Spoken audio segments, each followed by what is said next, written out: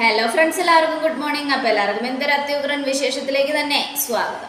അങ്ങനെ നമ്മുടെ ഗംഗാപ്രസാദിനെയാണ് കാണിക്കുന്നത്. അങ്ങോട്ടും ഇങ്ങോട്ടും ഒക്കെ പരക്കം പാഞ്ഞ് നടക്കുക. എന്ത് ചെയ്യണമെന്ന് അറിയുന്നില്ല. എങ്ങനെയെങ്കിലും ഇവിടുന്ന് രക്ഷപ്പെടണം. എന്നിട്ട് ആ കാർത്തികയുടെ കല്യാണത്തിന് മുമ്പ് കാർത്തികയെ തീർക്കണം എന്നൊക്കെ ആലോചിച്ചുകൊണ്ട് ഗംഗാപ്രസാദ് ഇങ്ങനെ ഇരിക്കുമ്പോഴാണ് ആ സാന്റാക്ലോസിന്റെ ഡ്രസ്സ് ഗംഗാപ്രസാദ് കയ്യിലെടുക്കുന്നത്. ഇതെന്തായാലും വേഷം അടിപൊളിയാ. ഈ വേഷത്തിൽ എന്നെ ആരും തിരിച്ചറിയില്ല. ക്രിസ്മസിന് മുമ്പായിരുന്നെങ്കിൽ ആൾക്കാർ പരിശോധിച്ചാനെ. പക്ഷേ ഇത് ക്രിസ്മസ് മാസം ആയതുകൊണ്ട് എല്ലാവരും പരോളിന് ഇറങ്ങിയതാണെന്നേ വിചാരിക്കും എന്നും ആലോചിച്ചുകൊണ്ട് ഗംഗാപ്രസാദ് ആ സഞ്ജയും പിടിച്ചുകൊണ്ട് ഇങ്ങനെ അങ്ങോട്ടും ഇവിടെയൊക്കെ എന്തൊക്കെയോ അന്വേഷിക്കുക. അപ്പോഴത്തേക്കും ഗംഗാപ്രസാദ് തേടിയ വള്ളി കാലി ചുറ്റി എന്ന് പറഞ്ഞതുപോലെ അന്വേഷിച്ചിടുന്ന സാധനം കയ്യിൽ കിട്ടി. കത്തി. ആ കത്തി എടുത്തതും ഗംഗാപ്രസാദ് ആലോചിക്കുക, ഈ കത്തി എൻ്റെ കയ്യിലിരിക്കുന്നത് നല്ലതാണ്. ഈ കത്തിയും കൊണ്ട് കാട്ടിലൂടെ ഒറ്റയ്ക്ക് പോകുമ്പോൾ വന്യമൃഗങ്ങൾ വന്നാൽ അതിനെ എറിയാൻ നല്ല ആയുധമാണ്. അതുപോലെ തന്നെ നാട്ടിലെത്തുമ്പോഴും ആ കാർത്തികയെയും അവളുടെ അമ്മയെയും തീർക്കാനും നല്ല കത്തി തന്നെയാ എന്നും ആലോചിച്ചുകൊണ്ട് അതെടുത്ത് കയ്യിൽ പിടിച്ചുകൊണ്ട് ഗംഗാപ്രസാദ് പതുക്കെ അവിടെ നിന്നും ഇറങ്ങുകയാണ്. കാട്ടിലൂടെ നടന്ന് പോയിക്കൊണ്ടിരിക്കുക. ഈ സമയം ഗംഗ ആലോചിക്കുകയാണ്, ഈ കാടൊക്കെ ഇപ്പം എനിക്ക് നല്ല പരിചയമാണ്. പക്ഷെ എന്നാലും രാത്രികാലങ്ങളിൽ സഞ്ചരിക്കാത്തത് കൊണ്ട് എന്തൊക്കെയോ എവിടെയോ ഒരു പേടി പോലെ. സാരമില്ല, എന്നാലും വന്യമൃഗങ്ങൾ ആക്രമിച്ച് മരണപ്പെട്ടാലും കുഴപ്പമില്ല. അങ്ങനെ ആക്രമിച്ച് മരണപ്പെട്ടില്ലെങ്കിൽ ഞാൻ ഉറപ്പായിട്ടും നാട്ടിലെത്തി കാർത്തികയെയും എല്ലാത്തിനെയും കൊല്ലും. ദൈവങ്ങൾ പോലും എൻ്റെ കൂടെയാ. അതുകൊണ്ടാണല്ലോ ഈ സമയത്ത് ദൈവം എനിക്ക് ഇങ്ങനെ ഒരു വഴി കാണിച്ചു തന്നത്. ക്രിസ്മസ് വേഷത്തിൽ പുറത്തു പോയിക്കൊള്ളാനും ആ വേഷത്തിൽ ആ കാർത്തികേയ ലക്ഷ്മിയും കൊല്ലാനും ദൈവം എൻ്റെ കൂടെയാണ് എന്നൊക്കെ. എന്തായാലും എങ്ങനെയെങ്കിലും ഇവിടെ നിന്ന് തടി തപ്പണം എന്നും ആലോചിച്ചുകൊണ്ട് ഗംഗാപ്രസാദ് തോണി കയറിയിരുന്ന് തോണി തുഴഞ്ഞുകൊണ്ട് അങ്ങ് പോവുക. ഈ സമയം പിന്നീട് കാണിക്കുന്ന കിരണിനെയാണ്. കിരൺ നല്ല ഒന്നാന്തര സ്റ്റാർ ഒന്ന് വീടിൻ്റെ മുമ്പിൽ തൂക്കി. അത് കണ്ടതും നമ്മുടെ കല്യാണി ചിരിച്ചുകൊണ്ട് നിൽക്കുക. ഈ സ്റ്റാർ ഇത്തിരിയും കൂടെ മുന്നേ തൂക്കായിരുന്നു അല്ലേ കിരണേട്ടാ? ഇതിനേക്കാളും നല്ല സ്റ്റാർ എൻ്റെ വീട്ടിലുണ്ടല്ലോ. ആ സ്റ്റാർ 5 വർഷമായി ഈ വീട്ടിൽ നിന്ന് തിളങ്ങിക്കൊണ്ടിരിക്കുന്നേ. അത് കേട്ടതും കല്യാണി അങ്ങനെ അങ്ങ് പുകഴ്ത്തണ്ട. പുകഴ്ത്തല്ല മോളെ, ഞാൻ പറഞ്ഞ സത്യമാണ്. നീ എൻ്റെ ജീവിതത്തിലേക്ക് വന്നിട്ട് ഇത് 5ാമത്തെ ക്രിസ്മസാ.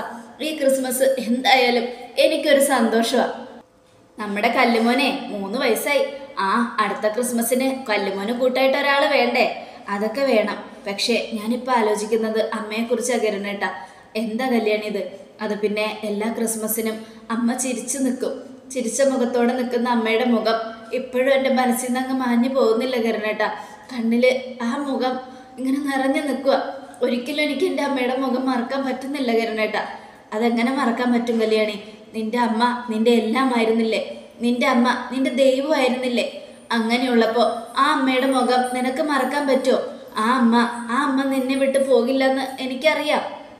അമ്മ ഇല്ലാത്ത ഈ ക്രിസ്മസ്, ആദ്യത്തെ ഈ ക്രിസ്മസ്, അത് എന്തോ പോലെ കിരണേട്ടാ.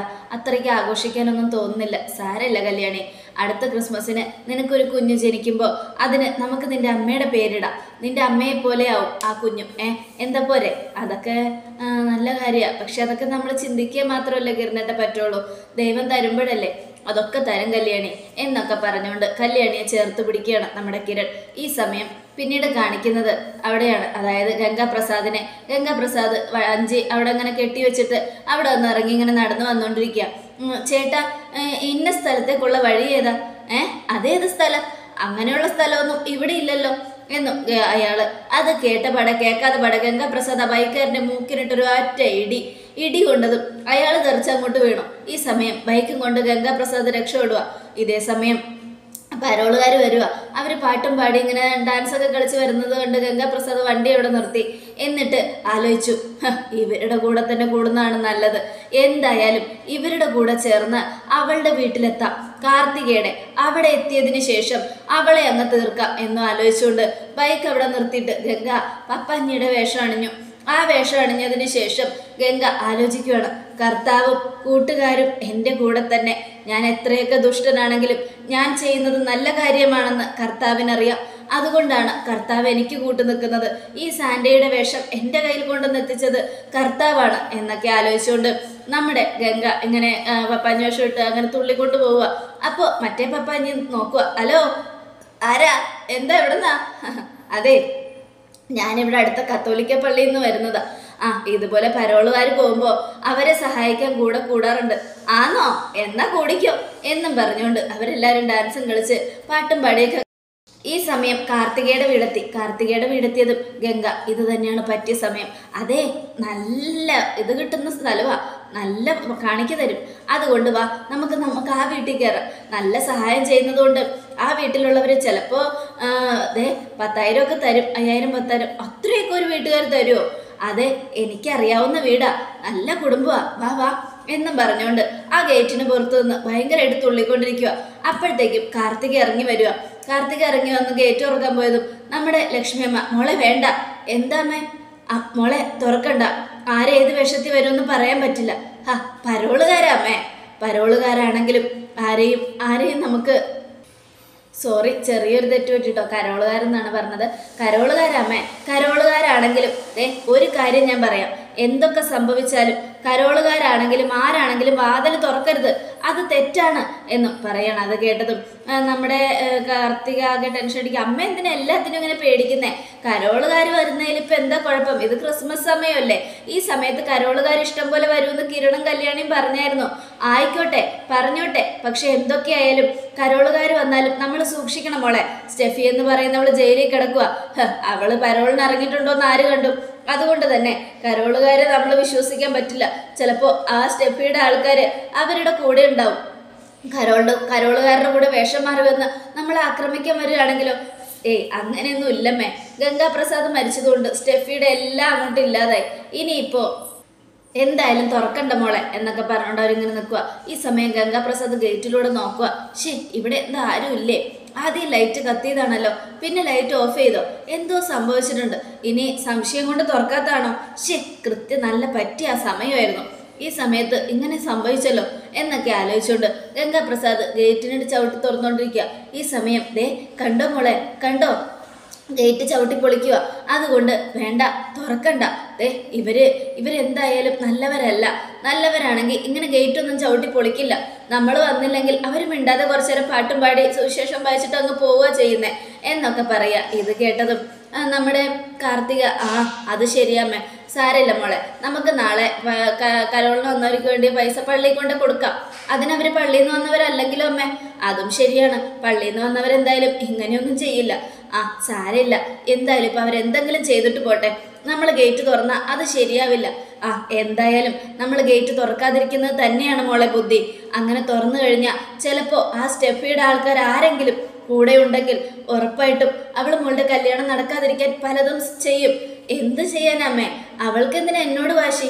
അവൾ ഗംഗാപ്രസാദ് മരിച്ചതോടുകൂടെ അവളുടെ ജീവിതം തകർന്നിരിക്കുന്നേ, അവളുടെ എല്ലാം നഷ്ടപ്പെട്ടിരിക്കുന്നേ. അങ്ങനെയുള്ളപ്പോൾ അവൾ ആകെ മൊത്തത്തിൽ തകർന്ന് നിൽക്കുമായിരിക്കും ജയിലിനകത്ത്.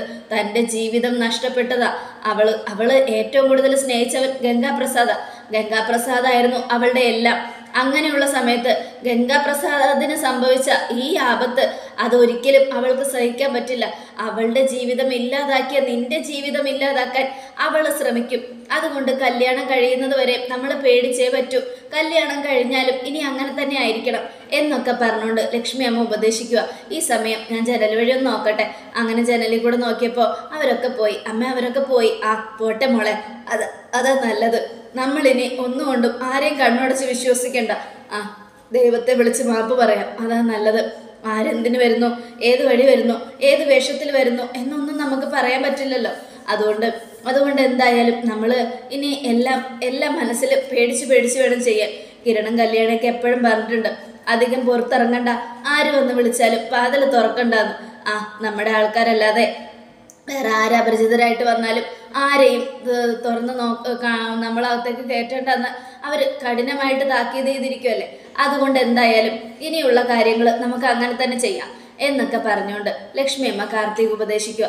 ഈ സമയം നമ്മുടെ ഗംഗാപ്രസാദ് പപ്പാഞ്ഞിയുടെ കൂടെ നിന്നുകൊണ്ട് ഡാൻസ് ഒക്കെ കളിച്ചിട്ട് ടാറ്റ ബൈ ബൈ പറഞ്ഞിട്ട് അങ്ങ് പോവുക. അയാൾ പോയി. ഏതോ നല്ല ആളാ, കത്തോലിക്ക പള്ളിയിൽ നിന്ന് വന്നതുകൊണ്ട് നമ്മളെ സഹായിക്കാൻ വേണ്ടി കൂടെ കൂടിയതായിരിക്കും.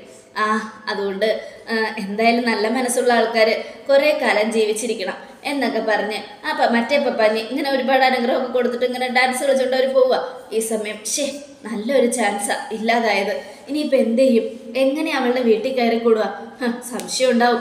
ഞാൻ മരിച്ചതുകൊണ്ട് എൻ്റെ ആൾക്കാർ അവരെ അന്വേഷിച്ച് കിടക്കാണെന്നുള്ള സംശയം ഉണ്ടാവും. അതുകൊണ്ട് മാത്രമായിരിക്കും അവള് പുറത്തേക്ക് വരാത്തത്. എന്തായാലും ഞാൻ വിടില്ലടി, നിന്നെ ഞാൻ വിടില്ല. ഈ ഒന്നെങ്കിൽ നീ ഇല്ലെങ്കിൽ ഞാൻ, രണ്ടുപേരിലും ആരെങ്കിലും ഒരാൾ മരിക്കും എന്നും ആലോചിച്ചുകൊണ്ട് ഗംഗ ഇങ്ങനെ നിൽക്കുക. ഈ സമയം പിന്നീട് കാണിക്കുന്നത് നമ്മുടെ അമലുവിനെയാണ്. അമലു ഇങ്ങനെ രാത്രി ഉറക്കമില്ലാണ്ട് അങ്ങോട്ടും ഇങ്ങോട്ടൊക്കെ നടക്കുക. എന്നിട്ട് ഗംഗയുടെ റൂമിന്റെ വാതിക്കലെത്തി. ഈ സമയത്ത് വിനായകേട്ടൻ എന്തെടുക്കുമെന്നൊന്ന് നോക്കിയാലോ, നല്ല ഉറക്കമായിരിക്കും, എന്നാലും ഒന്ന് വിളിച്ചാലോ എന്നൊക്കെ ആലോചിച്ചുകൊണ്ട് നമ്മുടെ ഗംഗ ഇങ്ങനെ അമലു ഇങ്ങനെ നിൽക്കുക. എന്നിട്ട് കഥകൾ തട്ടി നോക്കാം. കുറേ മരുന്നുകളൊക്കെ കഴിച്ച് കിടക്കുന്നതുകൊണ്ട് ചിലപ്പോൾ കൂർക്കം വലിച്ച് ഉറങ്ങുമായിരിക്കും. ഇനി എഴുന്നേൽപ്പിക്കുക എങ്ങനെ ചെയ്താൽ ഉറക്കം നഷ്ടപ്പെട്ടാലോ എന്ന് ആലോചിച്ചുകൊണ്ട് അമലു ഇങ്ങനെ നിൽക്കുക. അല്ലെങ്കിൽ വേണ്ട, ഒന്ന് വിളിക്കാം എന്ന് ആലോചിച്ചുകൊണ്ട് അമലു കഥകിൽ തട്ടി. പക്ഷേ ഗംഗാപ്രസാദ് എഴുന്നേൽക്കുന്നില്ല. വേണ്ടായിരുന്നു, ഉറക്കമായിരിക്കും, ഉറങ്ങുന്ന ആളെ ശല്യപ്പെടുത്തണ്ടായിരുന്നു എന്നും ആലോചിച്ചുകൊണ്ട് നമ്മുടെ അമലു അങ്ങ് പോവുക. ഈ സമയം അവിടെ ഗംഗാപ്രസാദ് ഇല്ല എന്ന് പോലും അമലുവിന് അറിയില്ല. വയറ്റിലൊരു കുഞ്ഞിനെയും കൊടുത്ത് ഗംഗ മുങ്ങി, അതാണ് സത്യം. പാവം വേലു ഒരുപാട് പറഞ്ഞു, അമലുവിൻ്റെ കാല് പിടിച്ചു പറഞ്ഞു അങ്ങനെയൊന്നും ചെയ്യരുത്, നാട്ടിൽ നിന്നും വരുന്നവർ ചതിച്ചിട്ട് പോകുമെന്നൊക്കെ. പക്ഷെ അമലു കേട്ടില്ല. വിനായകനെ ഒരുപാട് അങ്ങ് സ്നേഹിച്ചു. കൊടും ക്രിമിനലാണെന്ന് ചിന്തിക്കുക പോലും ചെയ്യാതെ വിനായകനെ ഒരുപാട് ഇഷ്ടപ്പെട്ടു. കരഞ്ഞ് കാല് പിടിച്ചു. അമലുവിന് ഒരുപാട് സമ്മാനങ്ങൾ മേടിച്ചു കൊടുത്തിട്ടും ആ സമ്മാനങ്ങളെല്ലാം വേലുവിൻ്റെ മുഖത്തേക്ക് വലിച്ചെറിഞ്ഞു. ആ അഹങ്കാരത്തിനെല്ലാം തിരിച്ചടിയായി കാളിയമ്മ കൊടുത്ത ശിക്ഷയാണ് അമലുവിന്. ഗംഗാപ്രസാദിന്റെ ഒരു കുഞ്ഞ് അമലുവിന്റെ വയറ്റിലുണ്ട്. ആ കുഞ്ഞിനെ അമലു ഇനി ആ കുഞ്ഞിനെ വെച്ച് എന്ത് ചെയ്യും? വേലുവിനെ അമലുവിനെ സ്വീകരിക്കോ? അമലുവിന്റെ ജീവിതം തന്നെ തകർത്തുകൊണ്ടാണ് ഗംഗാപ്രസാദ് മുങ്ങിയിരിക്കുന്നത്. ഇനി എന്തൊക്കെ സംഭവിക്കുമെന്ന് കാത്തിരുന്ന് കാണാം. പക്ഷെ അമലുവിന് അറിയില്ലല്ലോ ഗംഗാപ്രസാദ് അവിടെ നിന്നും പോയ വിവരം.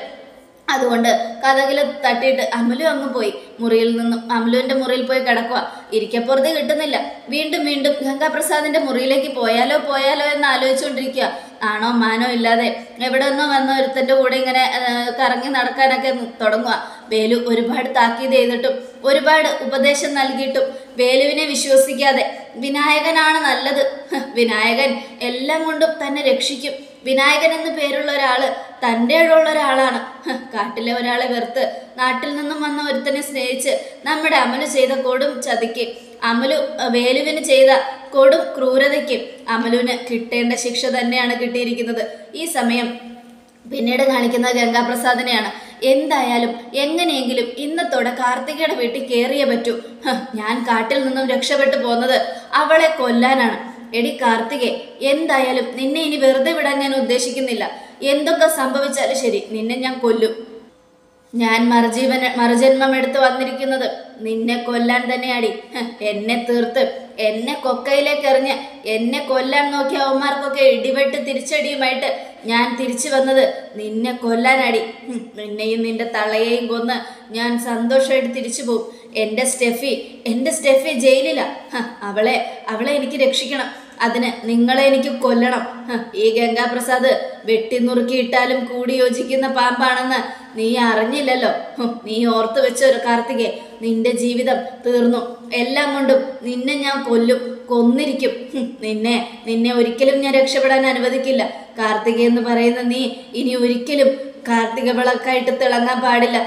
എന്നെ കൊന്നിട്ട് സന്തോഷമായിട്ട് കല്യാണം കഴിച്ച് ജീവിക്കാമെന്ന് വിചാരിച്ചോ നീ? നിന്റെ ജീവിതം ഇതോടുകൂടെ അവസാനിക്കും, എല്ലാം കൊണ്ടും അവസാനിക്കും. ഇനി ഒരിക്കലും നിനക്ക് സന്തോഷം എന്ന് പറയുന്ന ഒരു സാധനം ജീവിതത്തിൽ ഉണ്ടാവില്ല. നീയും നിന്റെ അമ്മയും ഒക്കെ ഇനി എൻ്റെ കയ്യിലിരിക്കുന്ന കത്തിയുടെ മൂർച്ച കൊണ്ട് ചത്തുപോകും എന്നൊക്കെ ആലോചിച്ചുകൊണ്ട് ഗംഗാപ്രസാദ് വീണ്ടും സാന്റ വേഷത്തിൽ വന്ന് ഗേറ്റ് ചാടുകയാണ്. ഗേറ്റ് ചാടിയതിന് ശേഷം ഗംഗാപ്രസാദ് ആലോചിച്ചു, കരോളിന് വന്നപ്പോൾ ആരും വാതിൽ തുറന്നില്ല. എന്തായാലും ഇനി ഈ കരോള് വേഷത്തിൽ തന്നെ അവളെ അങ്ങ് തീർക്കാം. ആദ്യം ആരാണോ എൻ്റെ കത്തിയുടെ തുമ്പിലേക്ക് വരുന്നത് അയാളുടെ ജീവൻ അങ്ങ് എടുക്കാം. രണ്ടുപേരിൽ ആരെങ്കിലും ഒരാൾ മരിച്ചാലും എനിക്ക് സന്തോഷം തന്നെയാ. എൻ്റെ ലക്ഷ്യം നിറവേറിയതിൻ്റെ സന്തോഷം ഞാൻ ആഘോഷിക്കും എന്ന് ആലോചിച്ചുകൊണ്ട് ഗംഗ പതുക്കെ പതുക്കെ ഇങ്ങനെ നടക്കുക. ഇനി അവളുമാർക്ക് കൂട്ടായിട്ട് ആരെങ്കിലും ഉണ്ടാവോ? അങ്ങനെ ആരെങ്കിലും ഉണ്ടെങ്കിൽ കല്യാണിയുടെ അമ്മ ഇരയായതുപോലെ അവരും എൻ്റെ കത്തിക്ക് ഇരയാൻ വേണ്ടി വരും.